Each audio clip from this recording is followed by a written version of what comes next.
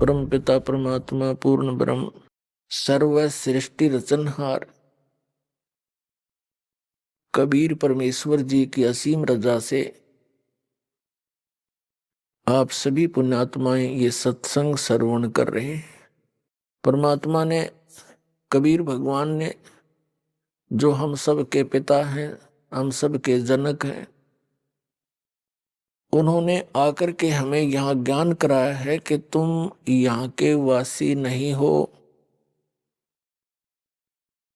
जिस स्थान पर आप रह रहे हो ये आपका स्थायी स्थान नहीं है। आप प्रतिदिन देख भी रहे हो, सैकड़ों की संख्या में व्यक्ति आपके ही नोटिस में, नॉलेज में, समाचार पत्रों के माध्यम से या किसी और रिश्तेदारी में प्रतिदिन इस सारे साजबाज को छोड़कर अचानक मृत्यु को प्राप्त हो जाते हैं। ये लोक रहने का है। परमात्मा कहते हैं, साथी हमारे चले गए। अपने ऊपर ही सारा उदाहरण परमात्मा कबीर जी, क्योंकि सारा उदाहरण अपने ऊपर ही अप्लीकेबल किया करते थे। दूसरे ने कहे तो नाराज हो जा। हमको ये मालूम है किसी ने रहना नहीं, सब न मरना। और किसी ने न्यू कह दे मृत्यु हो जाएगी जब क्या करेगा, तो जिस ज्ञान से पहले न्यू कहा करते क्यों मृत्यु तेरी हो जा, हमारी क्यों है। इसे पक्के हुए बैठे थे कि न्यू किसा कह दिया मृत्यु हो जा, इस बात का दुख मान जाते थे। तो इतनी बुद्धि है हमारी। हम सत्य को स्वीकार करने के आदि नहीं रहे। सामने देखकर भी हम कबूतर की तरह आंखें बंद कर लेते हैं। तो ये आंखें बंद करें काम नहीं चल रहा है, ये खोलनी पड़ेंगी। जैसे पवित्र वेदों में प्रमाण दिया कि वो परमात्मा सतलोक में रहता है, तो उसके तीसरे भाग में 3 पोर्शन है सतलोक के। सबसे ऊपर वाले स्थान पर परमात्मा कबीर जी का अपना निज स्थान, बहुत बड़ा एक मंदिर नुमा गुंबद है, उसके बीच में परमात्मा विराजमान है। तो यानी बहुत बड़े सिंहासन पे, सिर पर मुकुट है जैसे राजा लोग पहनते हैं। राजा तो असली में वही है, बाकी तो कृत्रिम राजा है। 10 दिन के चौधरी फिर मृत्यु को प्राप्त करके गधे बने पावे, क्या के राजा ही है। अगर राजा है तो वो एक ही है, बाकी तो नकल कर रहे हैं उसकी। सिर पर मुकुट है, ऊपर छत्र है और सुंदर शरीर है परमात्मा का, मनुष्य दृश्य है, उसका नाम कबीर है। तो वहां से 3 पोर्शन है, 3 स्थान अलग, उसमें 3 व्यवस्था है। परमात्मा के दूसरे नंबर पर फिर हंस रहते हैं, यानी केवल नर रूप में। उससे फिर 30 सेकंड लास्ट के अंदर बहुत बड़ा, चारों तरफ बड़े बड़े बाग बगीचे, सदाबहार वृक्ष है, पहाड़ हैं, झरने बहते हैं, सरोवर हैं, बड़े बड़े दरिया और दूध, दरियाएं बह रही हैं दूधों की, अमृत सरोवर है। और उसके साथ ही ऐसी ही सृष्टि है, नर और नारी करके ऐसी सृष्टि है। सबके परिवार हैं, बाल बच्चे हैं, बहुत सुंदर सुंदर मकान बने हुए हैं और बहुत बड़े बड़े पार्क हैं वहां पर प्रत्येक परिवार के। जो सुविधा हम यहाँ कोशिश करते हैं, जैसे थोड़ा सा कोई अच्छा रोजगार हो जाए, किसी व्यक्ति का कोई अच्छा अधिकारी बन जाता है तो बड़ी कोठी बनाता है, आगे बहुत बड़ा लॉन बनाता है, उसमें बाग बगीची बनाता है, पार्क बनाता है, उसमें झूले डालता है। ये तो नकली है। कल मृत्यु हो जाए परसों गदा बना पावे, हो गए सारे दरे दराए रह गए और कुछ वो सुख नहीं, मानसिक सबको शांति नहीं किसी। और वहां पर ये सारी सुविधा वहां थी जिसकी हम यहाँ, जिसको यहाँ खोज रहे हैं, या वो वस्तु हो ही नहीं सकती, उसका कुछ एक थोड़ा बहुत एक नकल सी कर रहे हैं। तो वहाँ सब सुविधाएं आपको उपलब्ध है। आपके सभी स्थान जहां आप रहा करते थे वो खाली पड़े हैं। लेकिन ये ज्ञान प्रथम बार सुनता है प्राणी। 600 वर्ष पहले परमात्मा ने बताने की चेष्टा की, किसी ने सुना नहीं, उन्होंने गुप्त रखा। ये मूल ज्ञान है जो दास को दिया है। कबीर साहब ने कहा था, धर्मदास मेरी लाख दुहाई, ये मूल ज्ञान की तो बार न जाई। मूल ज्ञान बार जो पढ़ी बिचली पीढ़ी हंस नितरही। और मूल ज्ञान तब तक छुपाई जब तक द्वादश पंथ मिट जाए, जब तक वो 5500 कलयुग बीतेगा, 5500 वर्ष, तब तक छुपाना है। अगर ये ज्ञान पहले डिस्क्लोज कर दिया होता परमात्मा ने, तो ये नकली कबीरपंथी जो आज के ऊपर प्रकाश ही प्रकाश है, कुछ नहीं है, चेतन प्रकाश है, सारे राधा स्वामी वाले ने देख ले, चाहे किसी पंथ ने देख ले, भगवान को निराकार बताते, यानी प्रकाश का पुंज बताते हैं, घुमा फिरा के वहीं आ रुकते हैं। तो इन क्या क्या समझा, इनको ज्ञान ही नहीं किसी को। जिन महापुरुषों ने परमात्मा को देखा, वापस आके बताओ, उन्होंने वही बताया जो दास आपको बता रहा है। तो तीसरा जो वहां पर ऐसे सब रह रहे हैं, तो वहां से परमात्मा चलकर आते हैं हमें बताने के लिए।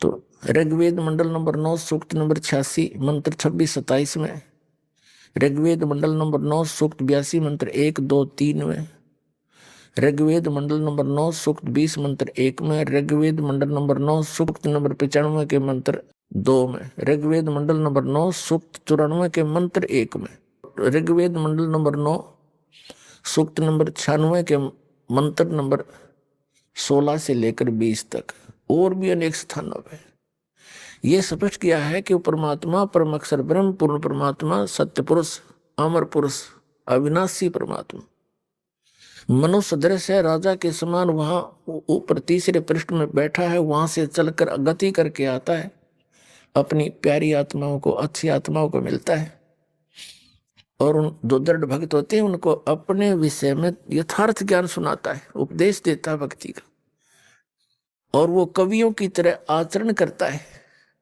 जैसे कवि कहीं जाकर के लोकोक्तियों के माध्यम से अमृतवाणी बोलना शुरू कर देते थे, दोहे बोलने शुरू कर देते थे, शब्द बोलने शुरू कर देते थे, और वो परमात्मा कबीर है। जैसे मनुष्य वस्त्र धारण करके आता है, सुंदर शरीर, ऐसे हल्के तेज पुंज का अपना शरीर बनाकर यहाँ आता है। ऊपर सतलोक में जहाँ परमात्मा रहते हैं, वहाँ उनके एक रोमकूप में करोड़ सूर्य मिला दे, करोड़ चंद्रमा, इतनी रोशनी, वो भी फीकी पड़े, इतनी रोशनी है परमात्मा की बॉडी की। परमात्मा का शरीर हमारे जैसा स्नायु का नहीं है। यजुर्वेद अध्याय नंबर 40 के मंत्र नंबर 8 में कहा है, सप्री आगात, वो सबसे पहला आगात माने शरीर है, शरीरी है। और शुक्रम अकायम ऐसनाविरम, शुक्रम अकायम अबिंदम ऐसनाविरम कबीर मनीषी स्वयंभू परिभू व्यवधाता समाभय। तो भावार्थ ये बनता है कि वो परमात्मा कबीर जो यहाँ एक तत्वदर्शी संत की, विद्वान की भूमिका करने आता है, वो उसका शरीर शुक्रम अकायम, माता पिता से बने हुए शरीर का नहीं है, वो मटेरियल नहीं है। उसका शरीर ऐसनाविरम, बिना नाड़ी तंत्र का है। तो यहाँ इन वेद को ना समझकर अच्छी तरह इन अज्ञानियों ने, अकायम शब्द है इसके अंदर, यजुर्वेद अध्याय नंबर 40 के मंत्र 8 में,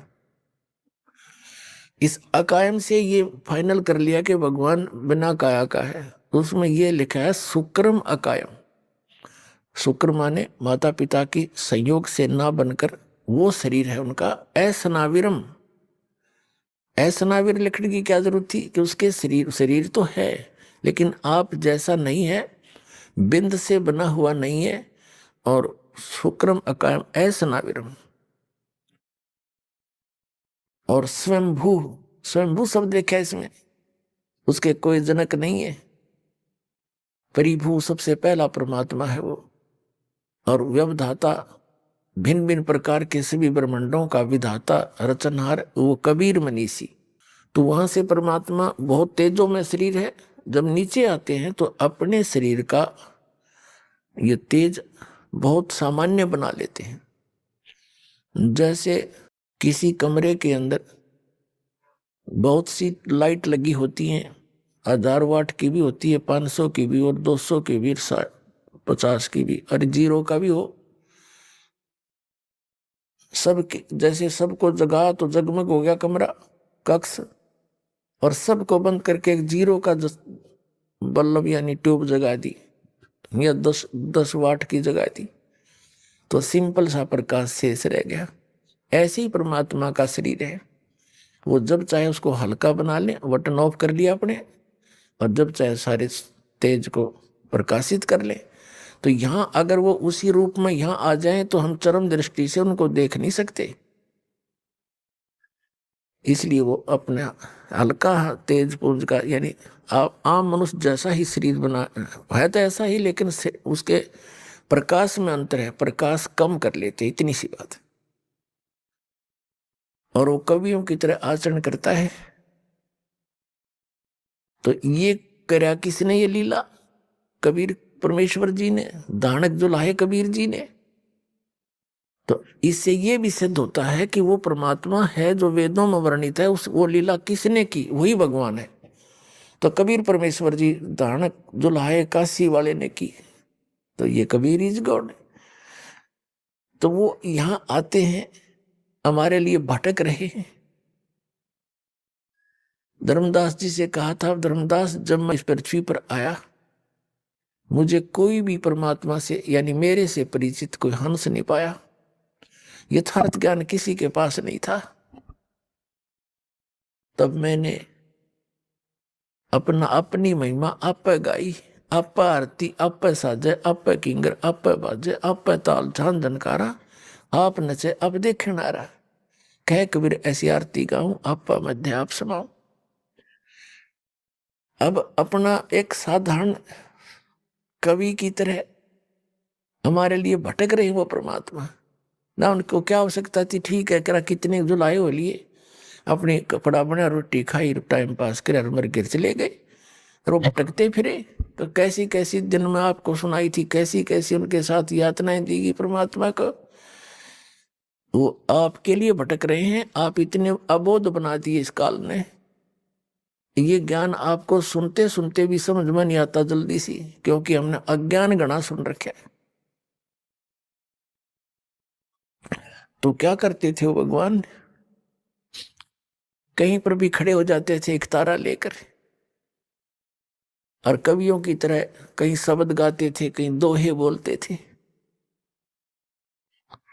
150 व्यक्ति दर्शक इकट्ठे हो जाते थे, जैसे कोई सपेला आता है बीन बजाता है, बहुत से लोग इकट्ठे हो जाते हैं। कोई जादूगर आता है, वहां भी इकट्ठे हो जाते हैं, तो अपना खेल दिखाता है। ऐसे परमात्मा ने अपने इस ज्ञान का प्रचार शुरू किया था। तो वहां खड़े हो जाते कहीं पर भी और सुनाने लग जाते। परमात्मा की अमृतवाणी आत्मा को खींच लेती है, सुनने वाले चारों तरफ बैठ जाते हैं, और परमात्मा उनको सुनाया करते थे। साथी हमारे चले गए, हम भी चलन हारे, कोई कागज में बाकी रह रही, तात लगी है वार। कबीर साहब कहा करते, हमें बताते थे कि तुम्हारे साथी चले गए और तुम भी चालनहार, यानी अपने ऊपर बता रहे हैं यहां से सबने जाना है, और कोई कागज में बाकी रह रही, कोई शेष अभी आपका प्रारब्ध बचा है, इसलिए देर लग रही है। जिस दिन वो कागज पूरा होगा, 1 सेकंड भी ना लगे, चाहे तो कहीं गए हो, रास्ते में हो, घर पे हो, या कहीं विमान में हो, और चाहे अपनी गाड़ी में हो, चाहे किधर दुकान या मजदूरी कर रहे हो, वहीं पर खत्म हो जाओगे। 1 सेकंड नहीं मिलेगी आपको। और आप यहाँ जचे बैठे हो जैसे कद्दे नहीं जावे। दुनिया रोजाना पता नहीं कितने व्यक्ति मर रहे हैं, आपके जू भी ना रहेंगे, क्या क्या बनेगी अपने साथ। तो परमात्मा कबीर जी हमें बताते हैं कि ये लोक ऋण का नहीं है। आगे गए ना बावड़े रहते भी सब जाही, बिन साहिब की बंदगी कहीं ठोड़ ठिकाना नहीं। परमात्मा हमें याद दिलाते थे, जैसे मोती ओस का ऐसी तेरी आव, कहे कबीर करो बंदगी बोहर न ऐसा दाव। ये मनुष्य जीवन एक दाव लगा हुआ होता है, और संत मिल जाए परम संत, वो उससे भी अधिक दाव होता है। दाव माने कुछ समय का कुछ ही समय होता है, उसमें काम कर गए तो कर गए, ना फिर बात बिगड़ जाती है, उसको दाव कहते हैं। मौका सा लग जाए। परमात्मा हमें याद दिलाते हैं कि बिन साहिब की बंदगी कहीं ठोर ठिकाना ना। पुण्यात्माओं, कबीर साहब कहते हैं, कबीर परमात्मा जी कहते हैं,